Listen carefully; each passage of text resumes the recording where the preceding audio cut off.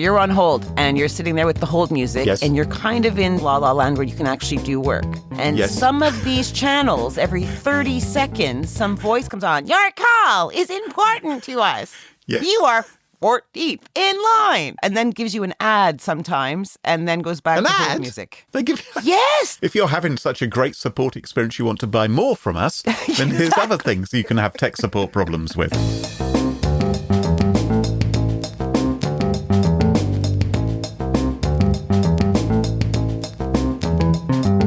Smashing Security, Episode 407, HP's Hold Music, and Human Trafficking, with Carole, Theriault and Graham Cluley. Hello, and welcome to Smashing Security, episode 407. My name's Graham Cluley. And I'm Carole Theriault. 407, Carole. I know. And so it goes on. You know, there are people out there who've listened to every single episode of Smashing Security. Wow. They've undertaken the Odyssey. Someone should do the math of how many hours that is. Yeah, a lot. Well, we have a jam-packed show today, so you're going to get another hour on that docket. But before we kick off, let's thank this week's wonderful sponsors, Acronis, Strata, and Palo Alto Networks. It's their support that helps us give you this show for free. Now, coming up on today's show, Graham, what do you got? I'm going to be talking about when tech support is a cybersecurity vulnerability. And I'm going to see if we can squeeze out some compassion for the unfortunate scammer. Plus, I chat with Gerald Beuchelt. He's Acronis' Chief Information Security Officer, and he shares loads of tips on how the security professional can get the boss on side. All this and much more coming up on this episode of Smashing Security. Now, chums, a question for you to kick off this show. What is the most terrifying sentence in the English language, do you think? I have no idea. What about, I've invited my parent to come on holiday with us? I think Ebola might be worse than that. And that's also more than one word. Oh, you said sentence. Yeah. I think one word. Yeah, I would say Ebola. Ebola. Yeah. Would be your one. Okay. Yeah. What about, don't click here to not unsubscribe from our emails? I actually think the most terrifying phrase of all is your call is important to us. Those words you hear when you ring up a tech support line or you ring up customer service, because you instantly know from that point on that it isn't important to them. You know that you're in a queue. I was going to say, it's not typically automated, right? So it's not like someone's saying that to your face.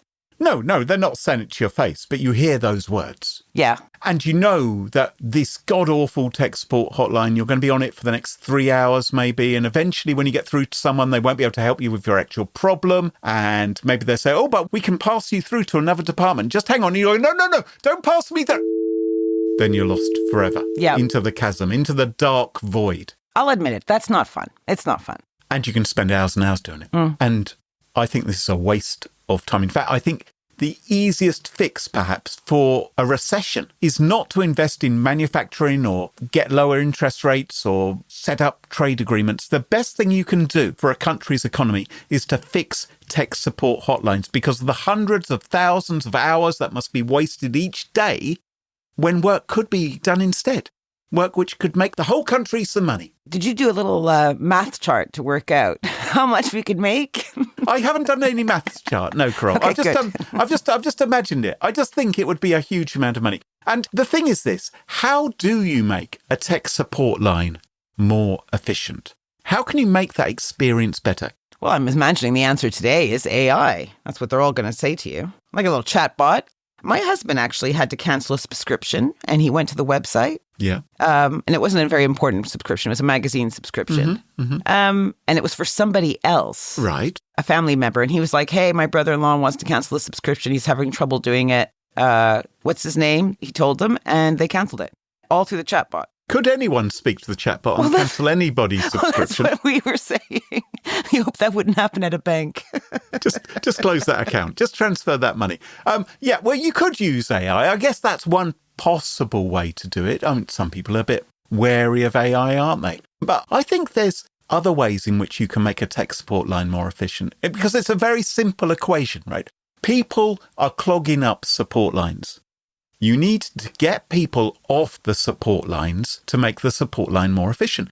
This is sounding revolutionary so far. Go on. Yeah, it is, isn't it? So you can do that in a few different ways. You can build a product that doesn't require much in the way of support, right? So it just works. So if you did that, then your support line would be something that would work. I suppose, yeah.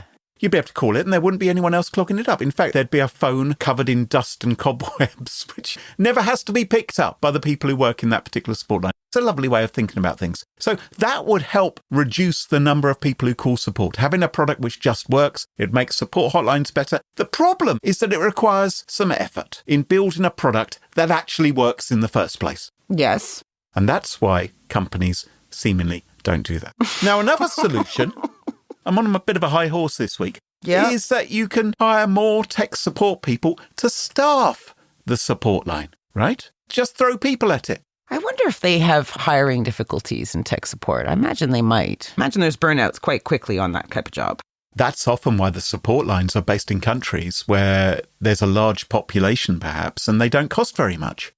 So hiring more people does cost money, obviously, for the company. So they have to make an investment. Often they will outsource it to other countries. And, of course, people are a pain in the arse. You have to manage them.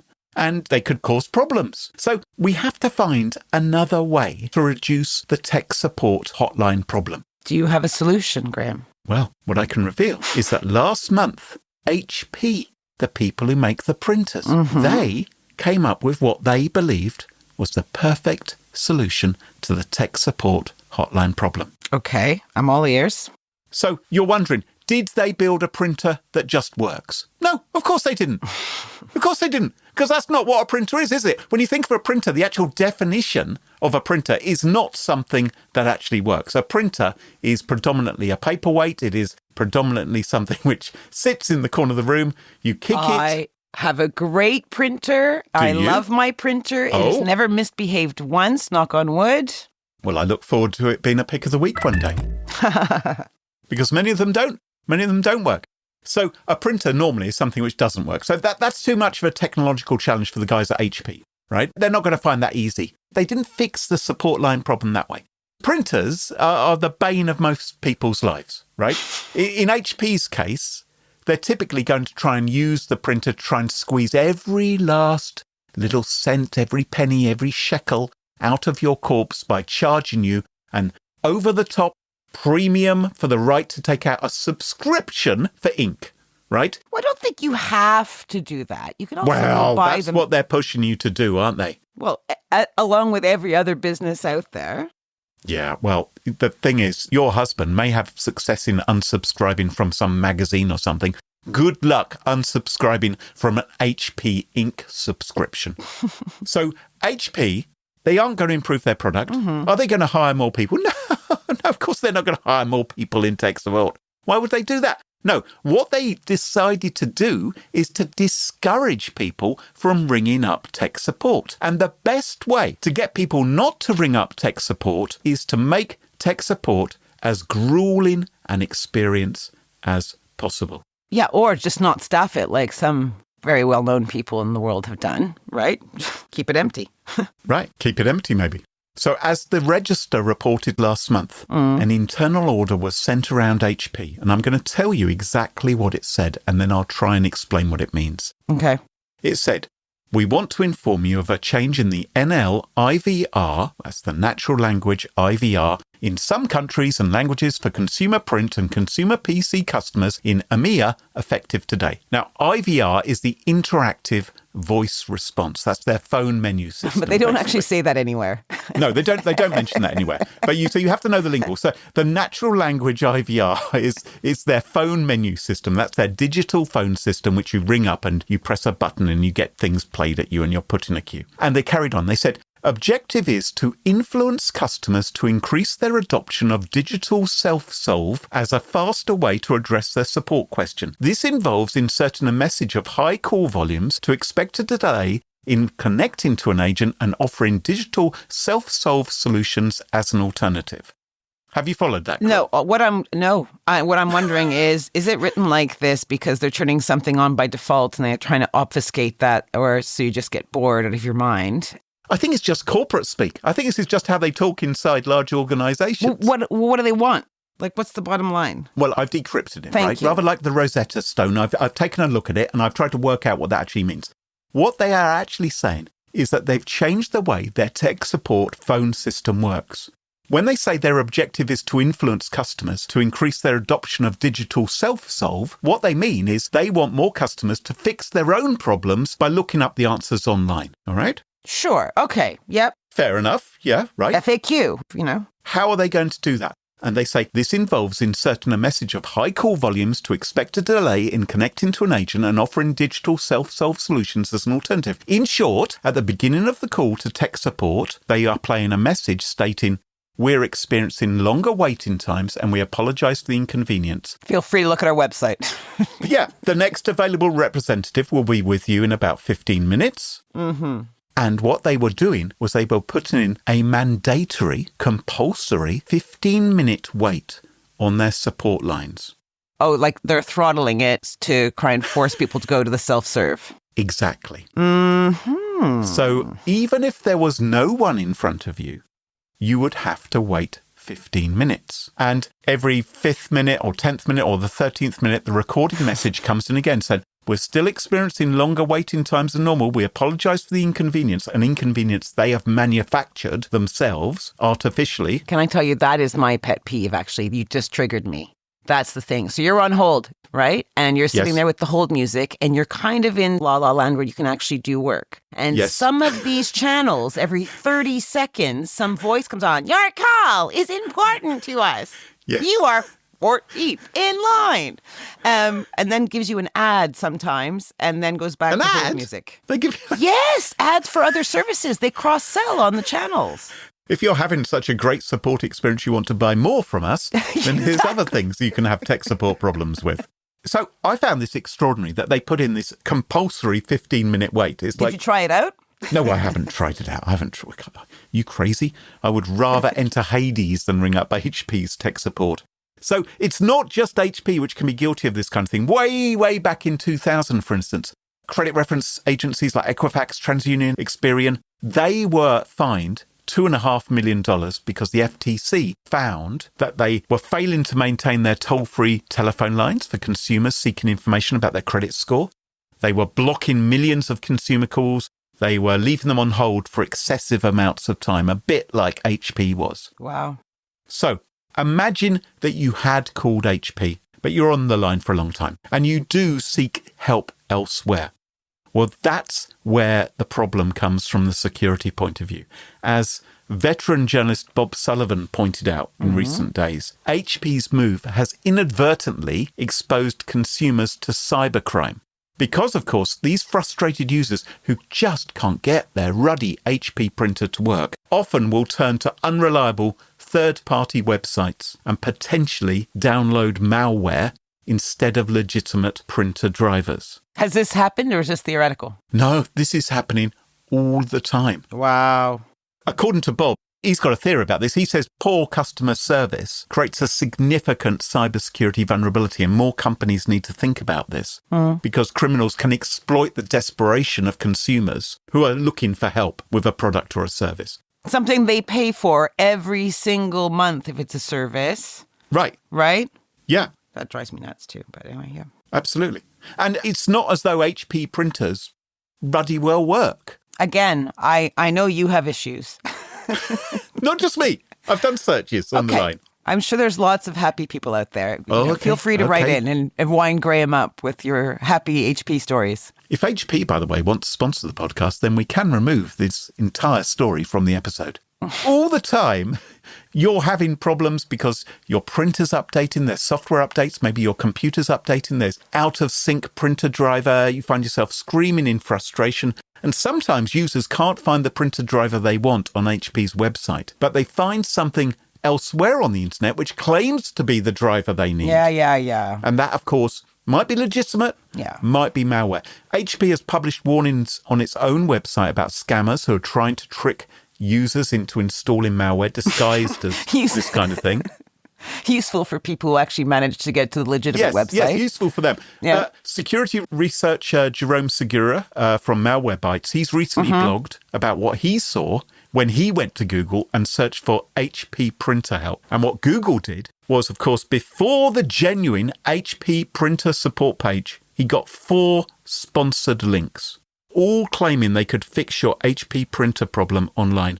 And all of them were scams. Now, look, I know my mum listens to the show. I'm just going to interrupt. Mum, pay attention to this, the whole sponsored thing, okay? Yeah. It's not the legit page. Yeah. And it's people don't realize, like, because it's written quite, tidily. Well, it's designed to look like a regular link, more or less, isn't it? Which is gross. Why don't you just back color it a bit, make it obvious? Yeah. So you go through to one of these sponsored links, which Jerome found when he looked for HP printer help. And you try to install the driver via their installation wizard on the web. It all looks very friendly and suddenly goes, fatal error occurred, it says. But you can start a live chat with a support agent. So in your desperation to get your ruddy printer working, you click on live chat. And that, of course, is when the scammer asks to have remote access to your computer or says, install this piece of software. We'll be able to fix your problem. And they end up stealing data, locking your computer, maybe installing ransomware, or in the worst cases, gaining access to your bank account, another piece of information. So HP's policy of making you wait at least 15 minutes, I would argue, directly feeds the scam industry. Maybe they should parallel that with, this is your chance to take 15 minutes for yourself and maybe meditate. Maybe that's what I need.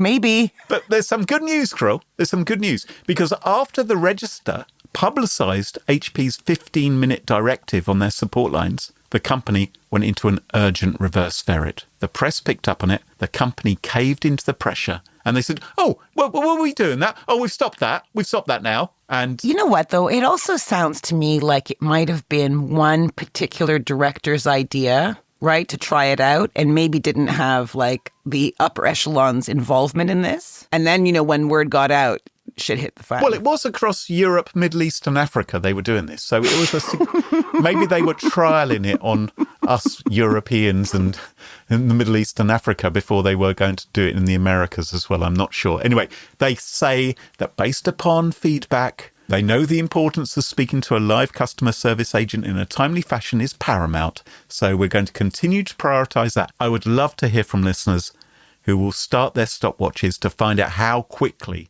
they get through to tech support now. Even if it's not mandatory, I suspect there's sometimes often a very long delay. Fascinating. I think I need to take your 15 minutes reflection now, Carole, and just relax a bit. Yeah, have a snooze while I talk. Perfect. What topic have you got for us this week? So, I want you to meet X. I'm calling them X because they're anonymous. And like many others, X struggled to find a job after the whole COVID pandemic thing. Right. And he had a dream of studying to be a hairdresser. And to study to be a hairdresser, you need some money, but jobs were scarce. And one day, he hears about a job through an acquaintance. Now, when you're waiting for work, and this happens to be in northern Vietnam, by the way. Oh, okay. But I think, most of us might have been in the situation where we're really hungry for work and nothing is about. So you start keeping your ears to the ground. Yeah. And maybe you first ask your closest friends, then your close friends, then your not so close friends, and then acquaintances. Because you never know. You never know when you're going to luck out. Right. So X does luck out, right? He checks out the job description his buddy sends him, and it promises, most important thing, a decent salary.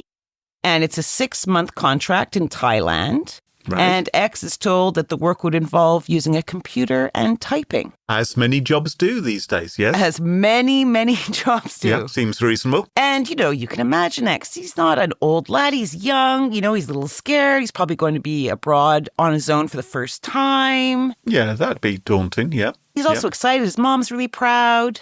So when they land, the sitch quickly goes belly up because he's kidnapped and thrown into one of these spam cells or... Whoa, hang. He's kidnapped? Kidnapped and thrown into a spam factory. That's a more accurate term, where he's forced to carry out online cryptocurrency scams. Oh, okay. When you said spam factory, I thought you meant the manufactured sort of processed meat product. But you're actually talking Which hails about... from England, I think, not Vietnam. No. Who knows where they outsource the manufacture of it these days? Okay, so...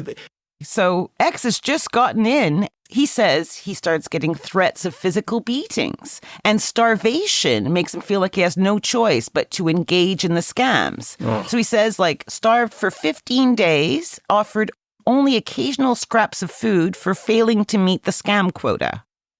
It was almost a month before X realized that he actually wasn't in Thailand at all, but in neighboring Myanmar. Okay, this is all according to ABC Australia News. Yes.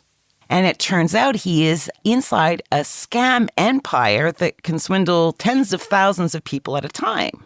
Now, it's like a farm. I don't know what the best term is for this. A lot of people are using the term pig butchery at the moment, which I loathe. So we're not going to use that term.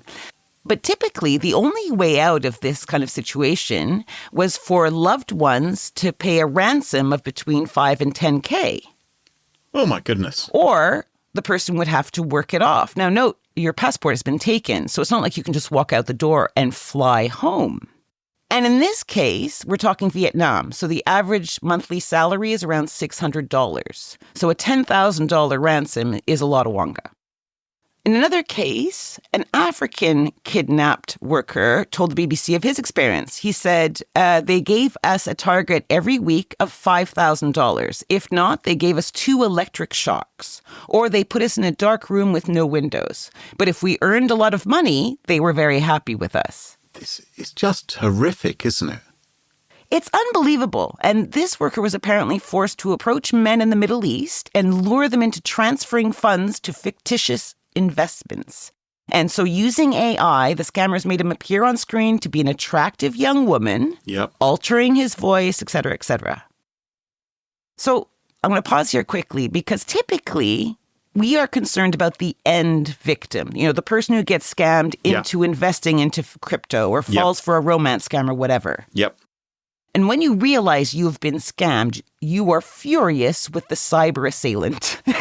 Yes. The one that whispered sweet nothings in your feed, or the one that gave you the not so hot crypto tip. But what if that person you hate so much and you're wishing the worst karma on is actually someone who had simply wanted a job to get some money to study hairdressing? And is being held against their will and punished and beaten. Yeah, no passport, working all hours. Yeah. And obviously not seeing the money that is coming in, right? This is going out to the bosses. So this problem has kind of been mushrooming since COVID times. And for the last few months, Thailand has intimated that it's committed to cleaning up this mess. So in February last month, the BBC reported that more than 250 people from 20 different nationalities were rescued from a so-called spam warehouse in Myanmar by an armed group. Yeah. Weeks later, another BBC report that thousands more have been rescued from these spam compounds along the Myanmar border. I've seen a number of reports say 7,000 plus have been rescued. Wow. Now, it seems that this cleanup effort kicked off soon after the Thai Prime Minister met with Chinese leader Xi Jinping and promised to shut down the scam centers which have proliferated along the Thai-Myanmar border. Most of these are reportedly run by Chinese fraud and gambling operatives who have taken advantage of the lawlessness in this part of Myanmar. Yep. And you can, readers feel free to do some reading on a character called Broken Tooth. This is a Chinese gangster of sorts with ties to this whole operation. There's a really good piece in the Washington Post. I'll put the link in the show notes. Sounds like a Bond villain, Broken Tooth. Yeah. There is a movie. I think he directed or starred in a movie. I think it's called Broken Tooth. Oh. Yeah. Huh. I digress. So yes, as you were saying, wonderful that thousands have been saved, right? And I'm saying saved here with little invisible quote marks, because this could be the end of the story, except for two things. One, the UN says that hundreds of thousands are forcibly engaged by organized criminal gangs into online criminality across Southeast Asia. So from a human rights perspective, we might just be scraping the very, very surface here. Yeah. Two, many of these worker scam victims who have been rescued are not really free yet. Many of them are still being held in makeshift processing centers along the border. So Thailand insists it's moving as fast as it can to process these workers and get them home. But these centers are run by armed militia groups, seem to have very limited capacity, which means that basic hygiene, health requirements are not being met. So like one detainee told the BBC that he got 2 very basic meals a day and that there were only 2 toilets for 450 people. Yeah, not pleasant conditions. Presumably better than when you were being beaten and electrocuted by Broken Tooth. But... It's interesting because there seems to be some suggestions in the latest days of press saying it's really, really bad in these camps. Yeah. Like really bad. Yeah. So the question is, what's taking so long? So one of the suggestions, some countries are perhaps not scrambling to get their people back. So the BBC has been told that some African countries will only fly their people home if someone else pays. Some countries don't even have embassies in Thailand, so that whole back and forth into verifying a person is difficult. And remember, these freed workers have nothing. Their passports have likely been withheld by the compound bosses. And of course, those in camps just want to go home, right? Yeah. And it's, sadly might turn out to take a lot more time than anyone ever really probably considered. But some do and have made it home. Sometimes through rescues and sometimes through escape. And this includes our man X from Vietnam. He eventually made it out. He chose not to divulge his details of his escape, but he said it was an arduous journey on foot. And he's now working in his dream field of hairdressing. So here is to many more happy and speedy homecomings. It's just unbelievable. I do believe you, Carole. I don't think you think that. I have read about this a bit, and it is astonishing that it has become this industrialized, and effectively it's the same kind of gangs who may be involved in people trafficking. And what I find amazing is a lot of companies that do shady business in the cyber world seem to treat their employees with some respect, I feel. Not all, but some. But this kind of kidnapping people, like forcing them to work for you in a sweat house and having someone, withheld food because you don't meet a certain quota. And it feels like many of us outside of that part of the world are completely oblivious that this is going on. If I take a Western point of view, there's plenty of people over this part of the world who might go to those parts of Asia, for instance, on a backpacking holiday and may want to make some money while they're out there and think, I'd like to stay out here for a year so I'll get a job or something, and could be lured in. And you can't help but think if some of those people ended up in these camps, that maybe the Western media would take a bit more interest. But of course, there are countries whose citizens are being impacted who maybe don't have the resources or financial might and are less keen to spend the money getting their people home again. One of the problems here is Thailand shares the border with Myanmar. Myanmar suffered last year a kind of coup. It's not a very happy and lawful place at the moment. It's not a place you'd go on holiday or backpacking. No. But Thailand is. And it seems that they use Thailand as a lure and then sneak them over into Myanmar. So Thailand is saying is trying to deal with the borders. I think they've even shut power off at the borders. That's right. They've turned off the power to entire villages because they thought, how can we deal with these camps? But of course, that's going to have an impact as well. Yeah. Really fun for the innocent people that live there. Yeah. Anyway, so my cheery story for this week. You're welcome.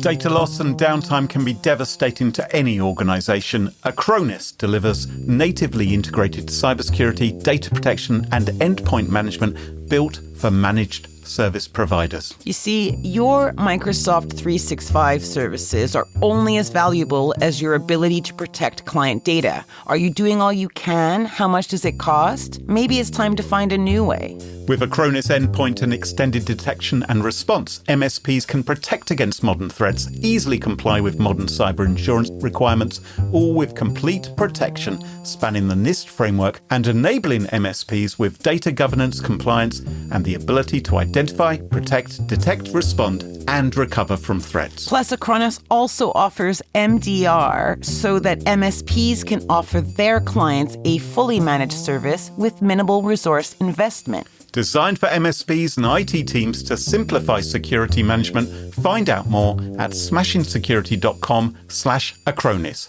That's smashingsecurity.com/Acronis. As you know, our show often touches on complex security issues that deserve deeper exploration. That's where Threat Vector, the podcast from Palo Alto Networks, comes in. Threat Vector offers in-depth discussions with industry leaders and security experts, provides essential insights for decision makers. Each episode delves into topics from emerging threats to innovative solutions. Threat Vector gives listeners valuable perspectives on the evolving cybersecurity landscape, equipping them with the information needed to better protect their organizations. New episodes are released regularly on all major podcast platforms and is free to subscribe and listen. So if you want timely analysis of current security trends and challenges, listen to the Threat Vector podcast. Visit paloaltonetworks.com/Threat Vector to learn more and start listening today. That's paloaltonetworks.com/Threat Vector. If you're leading risk and compliance at your company, you're likely wearing 10 hats at once, managing security risks, compliance demands, and budget constraints, all while trying not to be seen as the roadblock that slows the business down. But GRC isn't just about checking boxes. It's a revenue driver that builds trust, accelerates deals, and strengthens security. That's why modern GRC leaders turn to Drata, a trust management platform that automates tedious tasks so you can focus on reducing risk, proving compliance, and scaling your program. With Drata, you can automate security questionnaires, evidence collection, and compliance tracking. You can stay audit ready with real-time monitoring. And you can simplify security reviews with Drata's Trust Center and AI-powered questionnaire assistance. Instead of spending hours proving trust, build it faster with Drata. Ready to modernize your GRC program? Visit drata.com/smashing to learn more. That's drata.com/smashing. And welcome back. And you join us at our favourite part of the show, the part of the show that we like to call Pick of the Week. Pick of the Week. Pick of the Week. Pick of the Week is the part of the show where everyone chooses something they like. Could be a funny story, a book that they've read, a TV show, a movie, a record, a podcast, a website, or an app. Whatever they wish. It doesn't have to be security related necessarily. Better not be. Well, my pick of the week this week is not security related. My pick of the week this week is a font. Now, like a font, like that you write, like yes, like a font, Gil Sans, like exactly. Arial. It's that kind of thing. Not a font you might find in a church, but a font you might use in your word processor or on your web page. Now, Carole, have you heard of the Scunthorpe problem? Don't know. Remind me, and I'll tell you. So Scunthorpe is a place in the United Kingdom. Yeah, a town. And historically, there has been a problem with the name Scunthorpe because some rudimentary spam filters have triggered on a sequence of 4 letters which are contained within Scunthorpe, which it considers offensive. Ah, I did not know about this problem. That seems so lame. Jeez. It has caused big problems in the past for Scunthorpe Council when they've emailed people and other organisations. And of course, if you're in the United States, you may not know that Scunthorpe exists. And so you just be, whoa, we don't like that kind of language. Now, that has been a problem. But what I want to choose as my pick of the week this week is, as I say, a font. Because I have discovered a font called Scunthorpe Sans. Oh. And what it does is it automatically redacts any rude word which you write in. So when you type in, for instance, I'm going to have to bleep this out, shit, for instance, it will replace it with a black blob instead. I just think if you're going to blank it out, there's no need to actually say the words to me, you know? Well, just saying. Okay.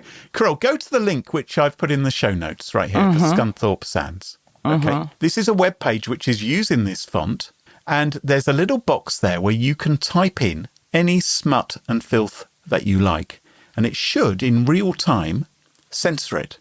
And the thing is, you could install this on your computer. Funny, it doesn't mind poop, but it doesn't like the S word. Right. Now, this font contains a special exemption for Scunthorpe because they feel that it's suffered enough. The way in which this font is working is it's taken advantage of ligatures.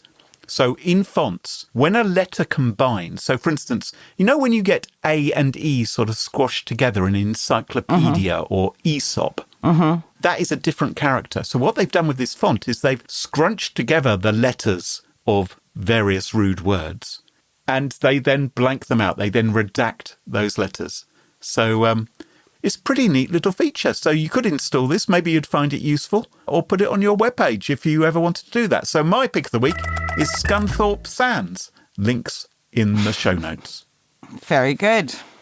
Carole, what's your pick of the week? So my pick of the week is a weird memoir. Weird in that it's written by a person who could be categorized as a sociopath. Oh, yes.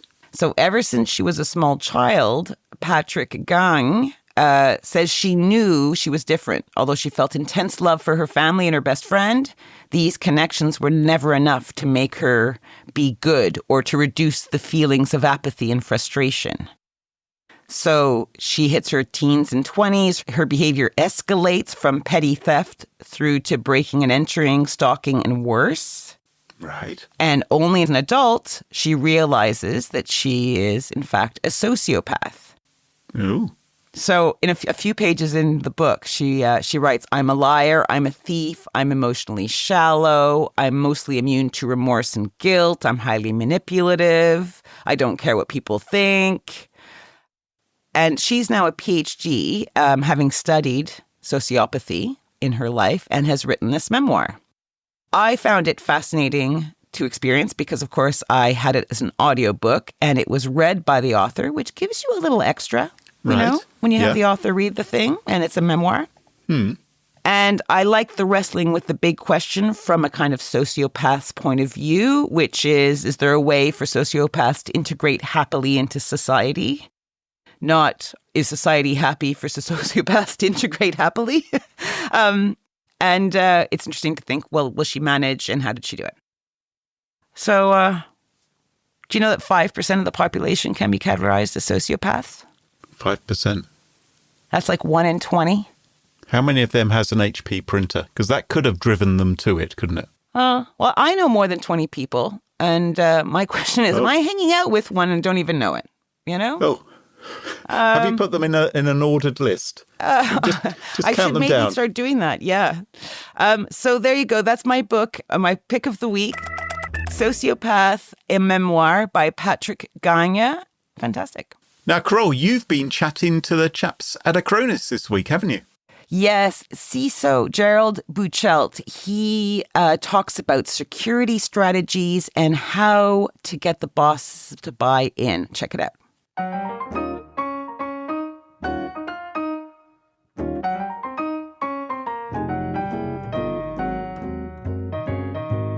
So, Smashing Security listeners, today we are speaking with Gerald Beuchelt. He is the Chief Information Security Officer, or CISO, at Acronis.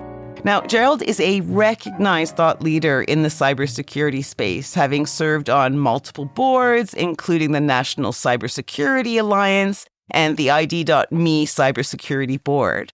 And today we're going to be talking about a topic close to my heart, and it's how to get the bosses to see the need for improved security strategies. So welcome to Smashing Security, Gerald. Thank you so much. And thank you for having me here, Carole. I really appreciate it.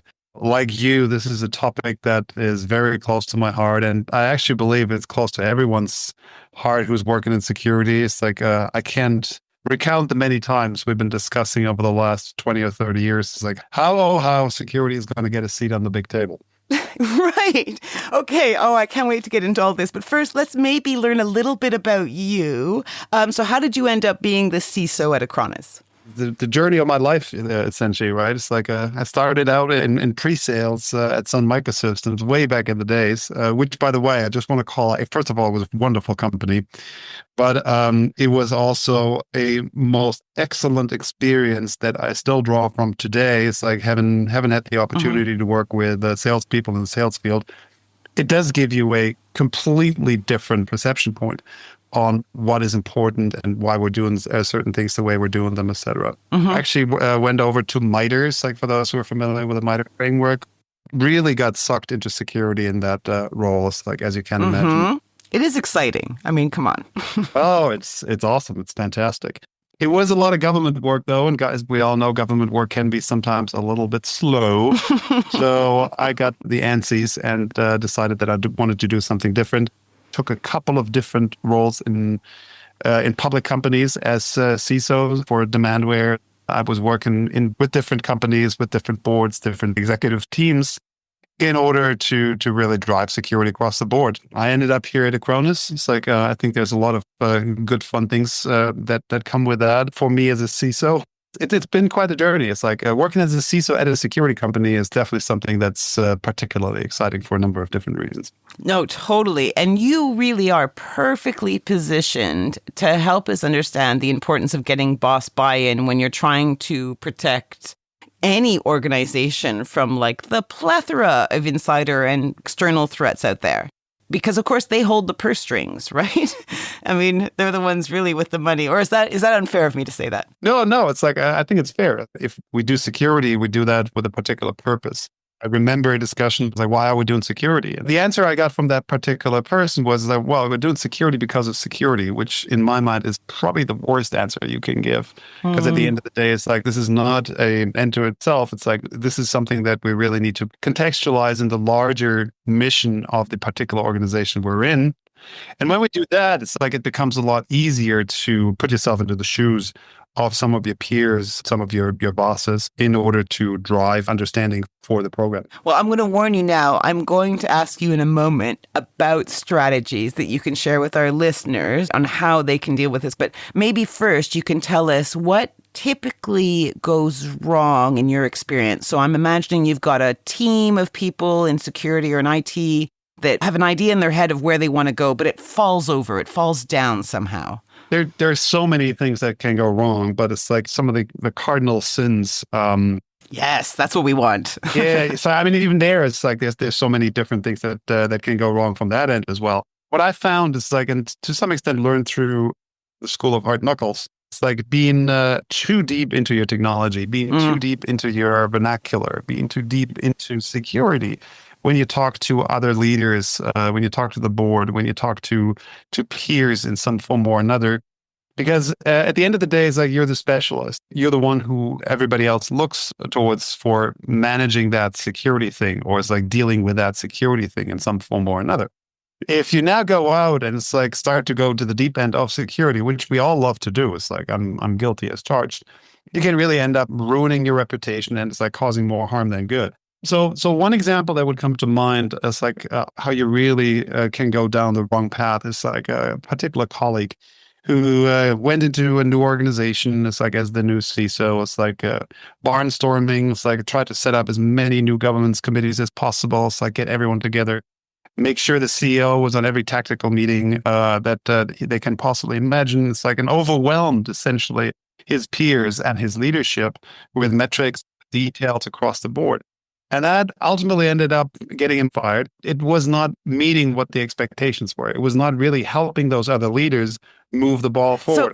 So let's get to the meat here. What strategies can you share with our listeners who, may have a plan, but are also nervous about facing the C-suite? The first and most important thing is really to understand the organization that you're working for. And it's like what those organizations' goals are. Okay. If you have a company, if you have a nonprofit organization, if you're a part of the government, you typically have a mission, right? It's like for companies, it's simple. It's like it's usually to make money in meaningful ways. Nonprofits and governments can sometimes be a little bit different. But it's like this understanding is like, why are we here? Why are we working together is a crucial part in terms of understanding what level of security is appropriate, how to ultimately sell this internally, what kind of controls are acceptable, which ones are not, and how to ultimately balance the risks that you come from security with other risks across the board. And I think that's really something that I want to drive towards. Yeah. As you start to put together a plan in terms of like how you want to structure a security program at a company, you should think about this from a risk perspective. It's a language that is much better understood by non-security people. Yeah. It's like it's much easier ultimately to cast the threat landscape, the vulnerabilities that you have, the likelihood of impact in a risk profile and a risk portfolio or posture, it's like no matter how you want to call this, across the board, and then use that enterprise risk, a heat map or something like that to communicate. Now, I'm going relatively specific here, but it's like the general idea is really to start thinking about setting up a framework that moves towards that goal. Yep. Because that will ultimately help you communicate what you're trying to do from a security perspective without having to resort to vernacular or to specific techniques. I love that because bosses always understand risk, right? Because 100%. Yeah. Yeah, so you're using their language. I think that's very clever. And then you're using the risk concerns to back up your purchasing or your security strategy posture. Yeah, it turns into a balancing act in between the different kind of risks that you identify from the security side versus other risks as well. Now, what's important in this kind of context is like to really understand the risk hierarchy that you want to look at.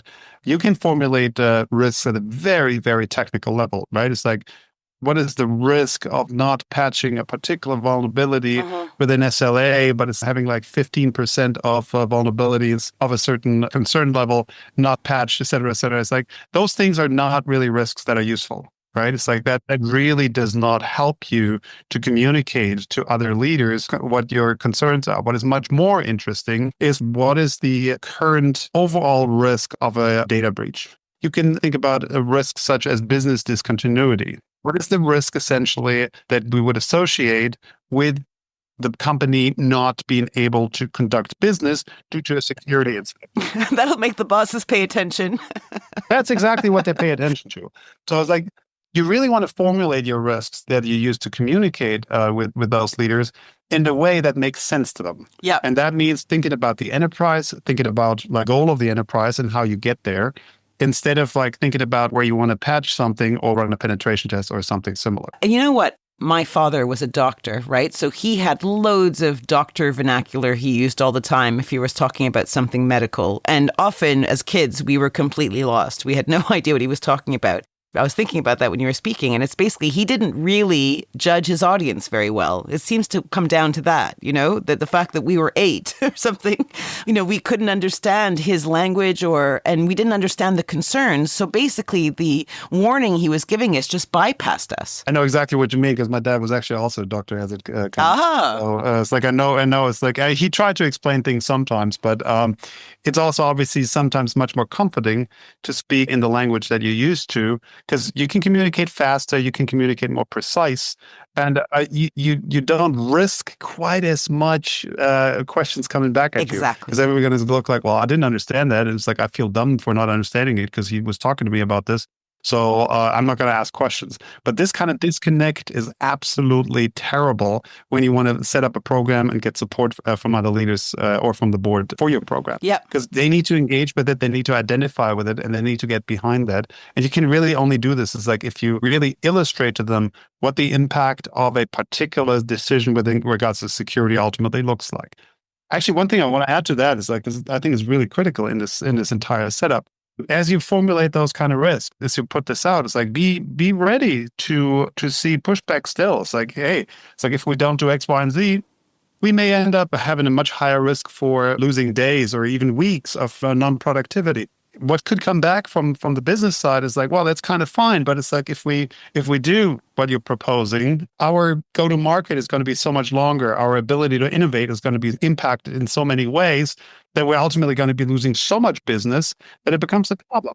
So it's like this kind of like balancing between, on the one side, looking at security risks, and on the other side, looking at business risks, go-to-market risks, legal risks, sometimes financial risks, is really critically important. And that is where you can enter into a really interesting discussion with your peers, with your leaders, in order to make sure that they understand what could possibly happen. And you understand on the other side then also what a particular decision, how that would impact the organization.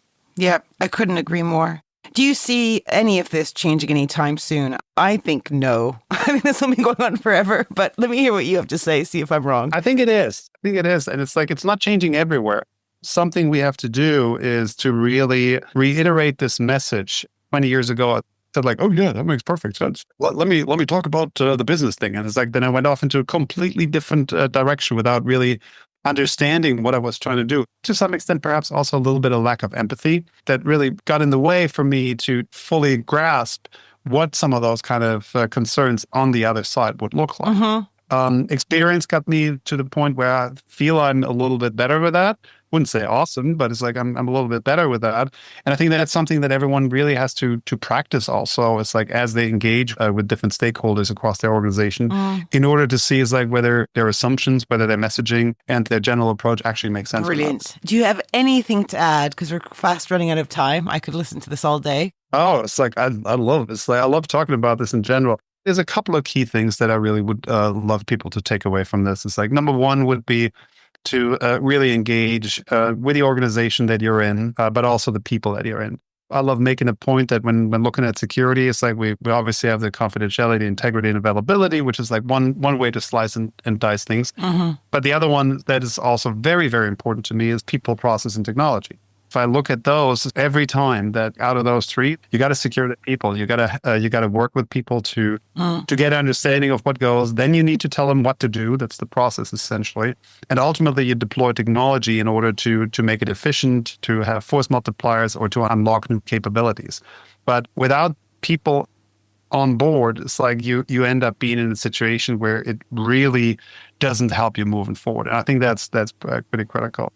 The other thing is to truly understand the landscape that you're operating in. And that includes essentially also the threat landscape. It's like, are you defending your organization against script kiddies who occasionally try to download Metasploit and try the latest kind of scripts that they can find? Or are you dealing with, in the worst case, a nation state level adversary, which you will probably not fully be able to defend against anyways? So it's like that really drives a lot of the decision making down the road, a lot of the assessments with regards to what is important for your organization or not. But that's one of the ways where I'm really happy working for Acronis. We have an excellent threat research unit that also provides publicly accessible intel on that. It's really good for us, but also for the community to understand where we are. And I think that's pretty important. Absolutely. I couldn't agree more. Acronis Threat Research Unit, also known as TRU or TRU. This team of cybersecurity experts specialize in threat intelligence, AI, and risk management. And they have loads and loads of resources like educational workshops and incident response workshops and guidelines. So you can go and learn more at smashingsecurity.com/Acronis. That's smashingsecurity.com/Acronis, ACRONIS. And Gerald Beuchelt, CISO at Acronis, thank you so much for your time and insight. Thank you, Carole. It was wonderful, and it's like looking forward to chatting again sometime. Brilliant. Thank you.